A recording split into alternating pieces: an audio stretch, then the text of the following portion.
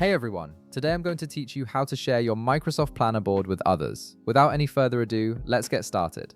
First, open your web browser and navigate to planner.cloud.microsoft. Once you're on the page, go ahead and log in using your Microsoft account credentials. This will give you access to all your plans and allow you to manage sharing settings. After logging in, direct your attention to the left side of your screen. You'll see a menu with several options. Click on My Plans to view all the boards you've created or have access to. This is where all your project boards are organized and stored. Next, browse through your available plans and click on the specific plan you want to share with others. This will open up that particular board so you can access its sharing features and settings. Now look toward the upper right corner of your screen. You'll notice a button labeled Share. Click on this button to reveal the sharing options available for your plan.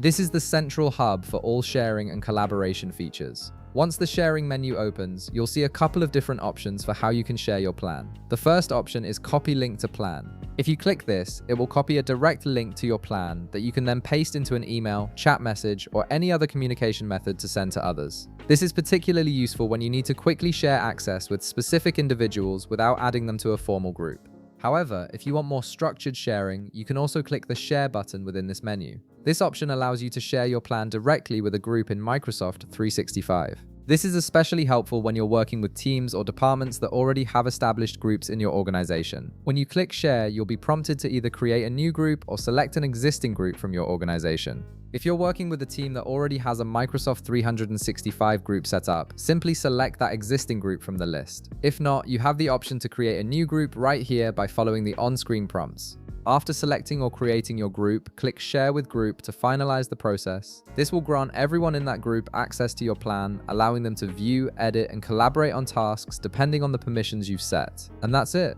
You've successfully shared your Microsoft Planner board, making collaboration with your team seamless and organized. If this video helped you out, be sure to leave a like, subscribe, and I'll see you in the next one.